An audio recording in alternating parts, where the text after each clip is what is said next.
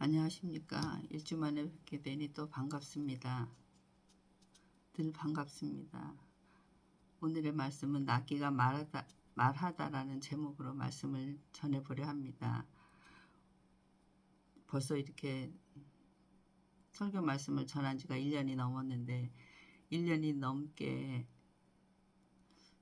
잘 모르다 보니까 지식적 말씀으로 말씀으로 그저 글자로 여러분께 전해드린 면이 많습니다. 근데 오늘은 그 지식적 말씀에서 좀 벗어나서 재미있게 설교를 해보려고 준비를 하였는데 저만 혼자 재밌을지 여러분도 같이 재밌으셨으면 좋겠습니다.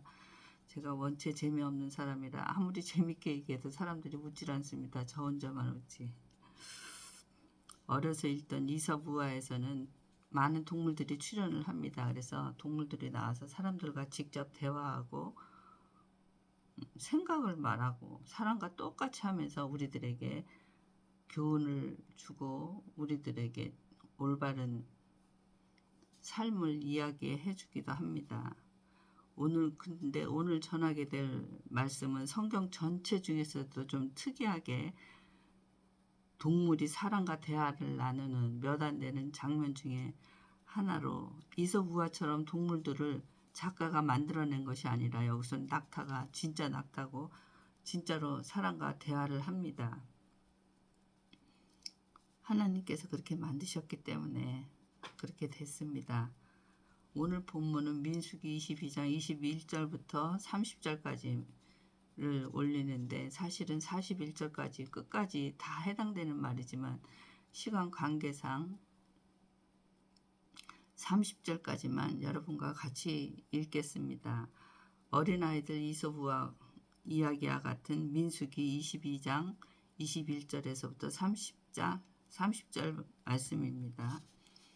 발람이 아침에 일어나서 자기 나귀의 안장을 지우고 모압 고관들과 함께 가니 그가 감으로 말미암아 하나님이 진노하심으로 여호와의 사자가 그를 막으려고 길에 선이라. 발람은 자기 나귀를 탔고 그의 두 종은 그와 함께 있더니 나귀가 여호와의 사자의 칼을 빼서 손에 들고 길에 선 것을 보고 길에서 벗어나 밭으로 들어간지라. 발람이 나귀를 길로 돌이키려고 채찍질을 합니다. 여호와의 사자는 포도원 사이의 좁은 길에 섰고 좌우에는 담이 있더라. 나귀가 여호와의 사자를 보고 몸을 담에 대고 발람의 발을 그 담에 짓누르매 발람이 다시 채찍질하니 여호와의 사자가 더 나아가서 좌우로 피할 데 없는 좁은 곳에 선지라. 나귀가 여호와의 사자를 보고 발람 밑에 엎드리니 발람이 노하여 자기 지팡이로 나귀를 때리는지라. 나귀가 여호와의 사자를 보고 발람 밑에 엎드리니 발람이 노하며 자기 지팡이로 나귀를 때리는지라. 여호와께서 나귀 입을 여시니 발람에게 이르되 내가 당신에게 무엇을 하였기에 나같이 이렇게 3번이나 때리느냐. 발람이 나귀에게 말하되 네가 나를 거역했기 때문에 내 손에 칼이 있었더라면 너를 죽였으리라. 나귀가 발람에게 이르되 나는 당신이 오늘까지 당신이 일생 동안 탄 나귀가 아니냐. 내가 언제 당신에게 이같이 하는 버릇이 있었더냐. 그가 말하되 없었느니라. 오늘 본문은 이스라엘 백성이 광야 행군을 한 지 40년이 다 되어갈 때 요단강 동편 모압 평지에 진을 치게 됐습니다. 요단강을 건너 가나안 땅에 들어갈 준비를 하기 위해서입니다. 그런데 이때 모압의 왕 발락이 겁이 덜컥 났습니다. 주변 나라 아모리와 바산이 이스라엘에 맞서다가 땅을 빼앗겼고 나라가 망한 것을 보았기 때문입니다. 가만히 있을 수가 없어서 당시 유명하다는 점술가를 초청해서 이스라엘을 저주하게 하므로 이 상황을 모면하려 했습니다. 승승장구하며 올라오는 이스라엘을 저주하려고 메소포타미아 출신의 주술가 발람을 초청합니다. 고대 중동 사회에서는 전쟁은 각자의 신들에 의한 신들의 전쟁이지 인간의 전쟁이라고 생각하지 않았기 때문에 전쟁이나 무슨 큰일이 또는 급한 일이 났을 때는 자기 신들에게 구하는 것이 당시의 문화였습니다. 주술가이지만 하나님의 말씀을 받드는 주술가 발람은 이스라엘을 저주해달라는 모압의 왕의 요청을 거절했습니다. 그러자 모압 왕은 더 많은 재물과 높은 지위와 명예를 보장을 해준다고 하니 이제는 발람이 너무 가고 싶었습니다. 그래서 하나님께 묻자 하나님께서 내가 만일 간다면 너는 내가 네 입에 넣어주는 말만 하게 될 것이다. 가로 열고 이것은 생략된 말이겠죠. 그러니 가지 말아라 이 말인데 네가 가면 그 소리 하나를 딱 듣고서는 가랜다 하나님이. 그래서 길을 떠납니다. 모압 사신들과 함께 모압 땅으로 이스라엘을 저주를 하러 떠납니다. 자기가 듣고 싶은 대로 듣고 싶은 말만 듣고 싶은 단어만 듣고서는 자기가 각본을 쓰는 것입니다. 우리 대부분이 그런 경우가 많이 있습니다. 하나님의 말씀을 자기 듣고 싶은 대로 듣고 생략하고 싶은 대로 생략을 하는 것입니다.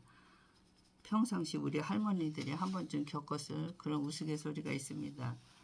나이가 많은 할머니가 모처럼 곱게 단장을 하고 길을 나섰습니다. 햇살이 고운 한적한 길을 걷고 있다 보니까 옛날 처녀적 생각도 나고 감상에 젖었습니다. 그런데 갑자기 무슨 소리가 뒤에서 들리는 것입니다. 같이가 처녀, 같이가 처녀.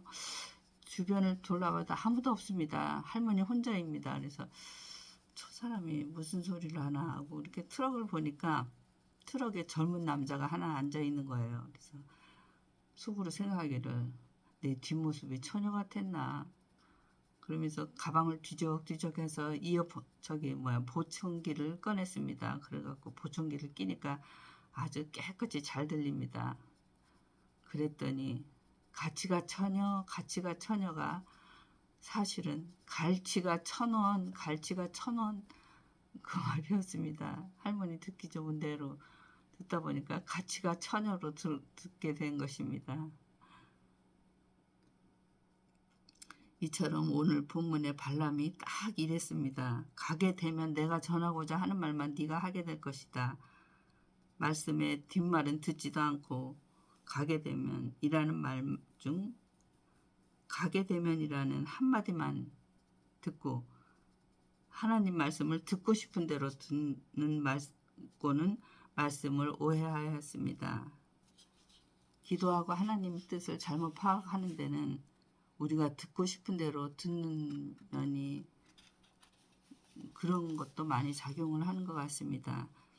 자기 욕심대로 듣고 하고 싶은 대로 듣고 이스라엘을 저주하러 모압 땅으로 떠나는 발람이 이제는 눈뜬 장님까지 되었습니다. 어떻게 하다가 나귀가 말을 하게 되었을까? 오늘의 제목만 본다면 웬 또 황당한 만화 같은 내용일까라고 생각하실 수도 있으시지만 그렇게 생각하시는 것이 당연하다 생각이 됩니다. 하나님이 하시고자 하시는 일에는 우리 인간이 생각할 수 없는 능치 못할 일이 많이 있습니다. 성경에서만도 정말 너무 많은 이적 중에 잠언 8장 29절 말씀이 있습니다. 하나님이 하시고자 하는 일에는 능치 못할 일이 없는 잠언 8장 29절 말씀. 바다의 경계를 정하시고 물이 그분의 명을 거스르지 못하게 하시고 땅의 기초를 세우셨을 때에. 또 에레미야 5장 22절 말씀이 있습니다.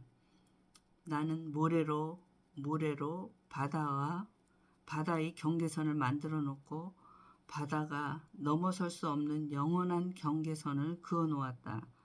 비록 바닷물이 출렁거려도 그 경계선을 없애지 못하고 아무리 큰 파도가 몰려와도 그 경계선을 넘어설 수가 없도다. 교회를 다니기 전에 저는 저희 언니가 이 구조를 상당히 소중히 여겼습니다. 그래갖고 어떻게 그 경계를 하나님도 이런 감탄을 하면서 말하곤 했었는데 저는 그런 말 들을 때마다 아무렇지도 않았습니다. 그랬는데 이제는 바다의 사진이라도 보게 된다면 그 바다와 땅과의 경계를 지어 놓으신 하나님이 하시고자 하시면 능치 못할 일이 없으시구나. 그것을 다시 한번 되새기곤 합니다. 그러니 오늘의 나귀가 말하는 정도는 그냥 하나님은 살아계시는구나를 그냥 확인하는 정도지 절대 설마 이런 의심은 조금도 없습니다. 다시 본문으로 돌아와 21절에서 발람은 아침에 일어나 나귀의 안장을 채우고 모압의 지도자들과 함께 모압 땅으로 모압 왕이 제시한 돈과 명예와 지위 스스로의 욕망을 가지고 스스로의 욕망과 욕심으로 모압 사람들과 함께 이스라엘을 저주하러 떠납니다. 이렇게 자기 마음대로 자기 욕심을 위해서 떠나는 발람에게 하나님께서 진노를 하십니다. 하나님이 진노하사 여호와의 천사가 발람의 길을 막아서 나귀가 3차례나 도망치려 합니다. 처음 그 천사를 보고 도망치려 할 때도 다음에 포도원 벽 사이에 좁은 길에서 마지막으로 왼쪽으로도 오른쪽으로도 전혀 움직일 수 없는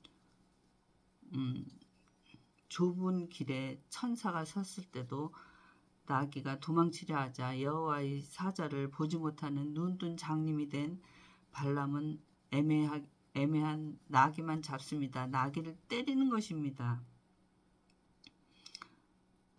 발람은 자신의 직업이 주술가임에도 불구하고 전혀 여호와의 사자를 보지 못하고 있습니다. 우리 또한 마찬가지가 아닐까 생각이 됩니다. 정작 보아야 할 것은 보지 못하고 있는 것 같습니다. 그래서 아무 말이나 하고 아무 데나 가고 왜 어려움을 당한 때 볼 것을 보지 못하기 때문에 어려움을 당하지는 않았나 그런 생각이 들기도 합니다. 그러면 이제부터는 하나님께서 이러한 인간에게 어떻게 하시는가를 한번 보겠습니다.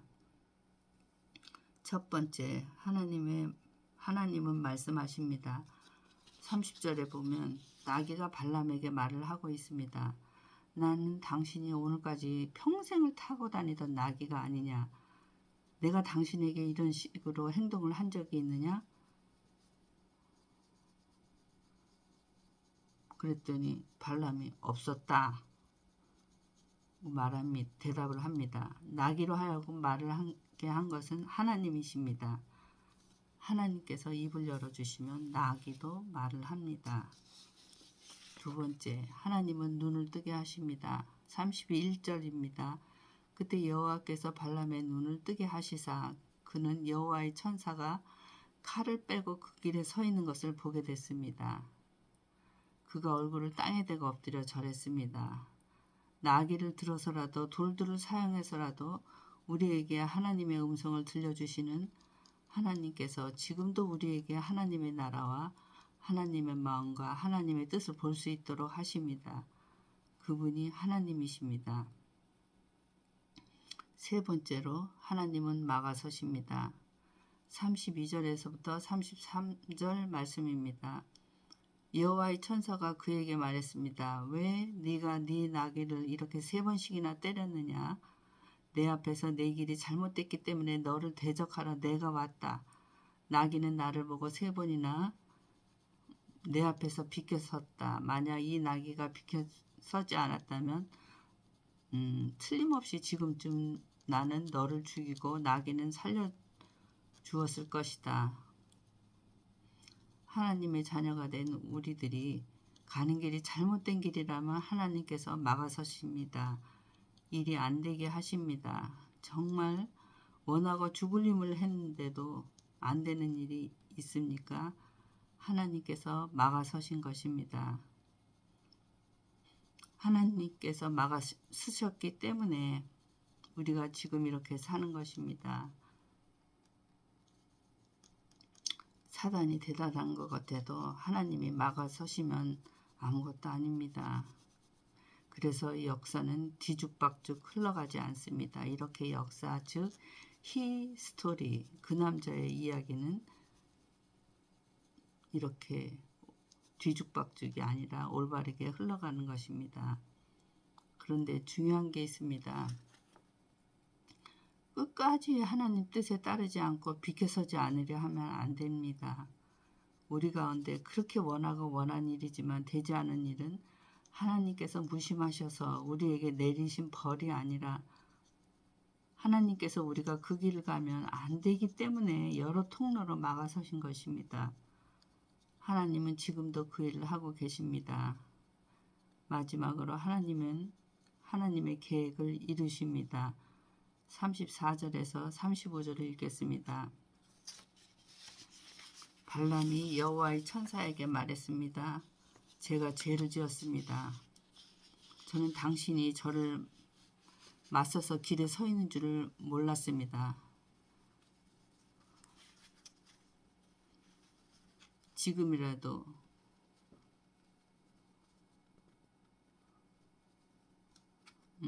가지 말라 하시면 안 가겠습니다. 그러자 주의 사자가 말합니다. 가서 모압 땅에 가서 내가 네게 말하는 것을 말하여라. 그리하여서 발람은 모압 왕이 보낸 지도자들과 다시 함께 떠납니다.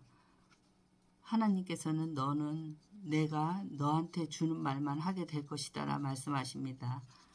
인간의 꾀가 이루어지지 않고 하나님의 계획이 이루어집니다. 발람이 말하고 싶어도 발람의 입에 하나님께서 말씀을 집어넣으시니까 누구의 말씀이 선포되겠습니까? 하나님의 말씀이 선포되고 있습니다. 발람이 생각에는 그래도 내 말을 하리라 계획을 세웠지만 하나님이 그 입에 말씀을 넣자 발람의 입에서는 하나님의 말씀만 선포되고 있는 것입니다. 하나님은 하나님의 계획을 이루십니다. 대적자들의 꾀가 이루어지는 것 같아도 그렇지 않습니다. 하나님의 비전이 이루어져 가는 것입니다. 이것이 역사입니다. 하나님이 주시는 말만 하는 발람이 오는 것을 모압 왕이 봤을 때 굉장히 기뻤을 것입니다. 그러나 그것은 잠깐입니다. 잠깐 악이 승리하는 것 같지만 그렇지 않습니다. 차분하게 마음을 비우고 하나님의 말씀을 오해하지 않을 수 있습니다. 하나님 말씀을 있는 그대로 들으려 해야 합니다. 그래야 하나님 말씀을 오해하지 않을 수 있습니다. 사단이 아무리 방해하려 해도 그들보다 더 기도하고 확실하게 더 부지런히 더 강력하게 움직이는 분이 계십니다. 그분이 하나님이십니다. 이후의 기록을 보면 5번에 걸쳐서 발람이 하나님께서 입에 넣어주시는 말만 합니다. 발람의 입에서 나온 말은 무엇인지 24장 5절에서 7절 말씀에 있습니다. 이스라엘을 저주하라고 시커 내려왔더니 축복을 하고 있는 것입니다. 야곱이여 네 장막이 얼마나 아름다우며 이스라엘이여 내가 사는 곳이 얼마나 아름다우냐. 마치 펼쳐진 골짜기 같고 강가의 정원 같으며 여호와께서 심으신 알로에 같고 물가의 백향목 같구나. 그 가지로부터는 물이 흘러넘치고 그 씨들은 많은 물 가운데 있다. 그 왕은 아각보다 클 것이며 그 왕국은 높임을 받을 것이다. 여러분, 하나님의 비전에 대적하는 자가 되지 마십시오. 발람의 길, 인간의 길을 욕심의 길 가지고 가지 마시고 하나님의 길을 따라 하나님 말씀을 전하며 나아가면 그 길 끝에서 주님을 맞이하게 될 것이라 믿습니다. 감사합니다. 재밌게 좀 하고 싶었는데 또 이렇게 무거웠습니다. 좀 더 노력하겠습니다. 감사합니다. 기도하겠습니다. 하나님 아버지 감사합니다. 새로운 날을 또 열어주시고 새 아침을 주시니 감사합니다.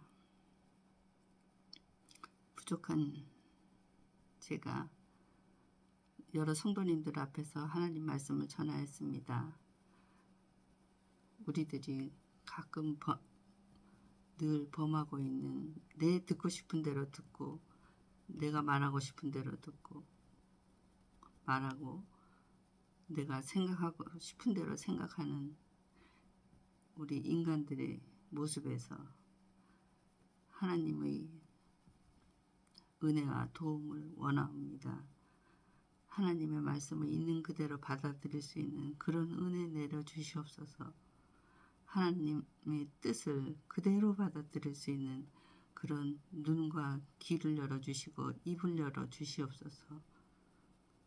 비록 육신이 좀 불편하고 아프더라도 저희들보다 훨씬 더 아픈, 훨씬 더 불편한 많은 환우들을 위로할 수 있는 우리들 되게 하여 주시옵소서.